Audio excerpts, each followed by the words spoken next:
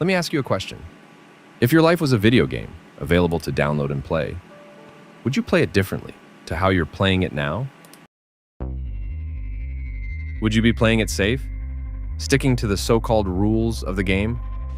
Or would you be playing it with intent, taking on challenges and overcoming obstacles, leveling up your character? Of course you would. That's the whole reason we play games in the first place, to get lost in something, fully immersed in a journey that satisfies us, challenges us, and brings us nothing but excitement and contentment.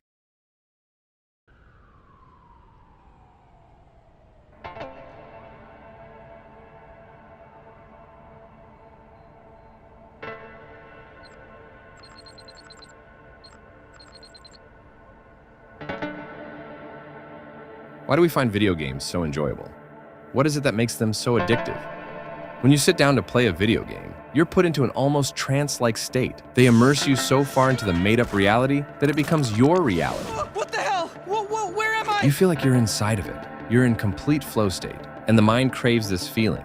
It craves structure. When there's no structure in your life, you become lost, stressed, depressed. Video games contain this structure. There's challenges, missions, and skills you need to develop in order to get further into the game. And so, that pleases us. Of course, life has this too. The default game of life is to follow the preset path. Go to school, find a job, retire. But at the end of the day, we all want different things out of life. And for some people, that path doesn't fulfill those desires. So, it's probably better if you set your own path. A clear set of objectives and missions that you can narrow your attention to. Ones that you yourself get to decide. First, you need a lifelong vision, a vision for a future that you actually want for yourself. Forget what people have told you is possible. Create a vision that you yourself want. Write it down, draw it, take some screenshots. Then, set your hierarchy, a hierarchy of objectives and goals to take you to that vision. Ones that you can achieve over the next 1 year, 5 years, and 10 years. And then lastly, everyday goals for the present moment. Goals that you can frame your attention to in this exact present moment, giving you something to focus on daily.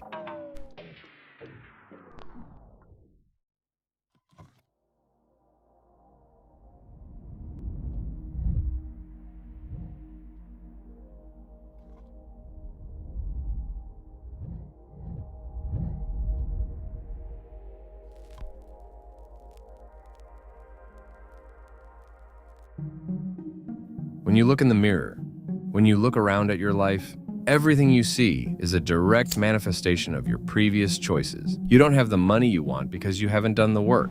You don't have the body you want because you can't control what you put in your mouth. Every single thing that's happened in your life, every situation you've been in, and every decision you made in each of those situations has created you, the character you're playing. You see, from an early age, you've been absorbing information from your teachers in school, from your parents. You're told what's good for you and what's bad for you. And because we're only human, because we're essentially creatures, our biological goal was to hold on to the information that kept us alive. And so that information sculpted us. And if you've ever felt that struggle to make change in your life, if you've ever felt the tension between wanting to improve your life, but struggling to take action, it's because of this right here. There's a clash between the way your brain's been hardwired and your newfound desire for the future. Essentially, you're playing the wrong character for what missions you want to complete. And so, figure out what character you want to play. What principles would they live by? Look at the people you look up to. What are the aspects that makes you respect them? Write them down and begin sculpting your own character. Then each time you have a decision to make in life, look at that list. Make your decisions based on what you're trying to become, not who you already are.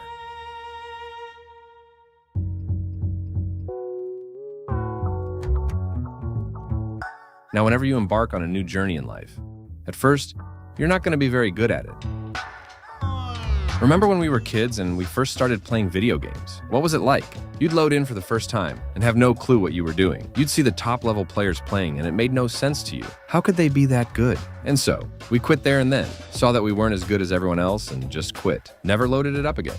Of course we didn't. We kept on playing, lost game after game until eventually we became pretty decent at playing. So what really happened there? Did we wake up one day and suddenly become good? Find the secret cheat code to winning? No. You conditioned your mind, learned the mechanics, and got better at them. And it works the same in real life. Yes, if you're first starting out on this journey, you're gonna be fucking terrible. But instead of getting frustrated with that, use your brain, be smart, and accept that this is exactly where you're supposed to be. All you need to do is simply get better at the game, get better at the mechanics. So, figure out what mechanics you need to learn for you to reach your vision. What are the skills that would help you get there? Find them, then narrow your effort on getting better at them. Build habits around them that act as a sort of training ground. Then each time you act upon that habit, your skill level in that area increases, meaning your day-to-day life becomes a natural state of progression, a seamless and almost inevitable path to your vision.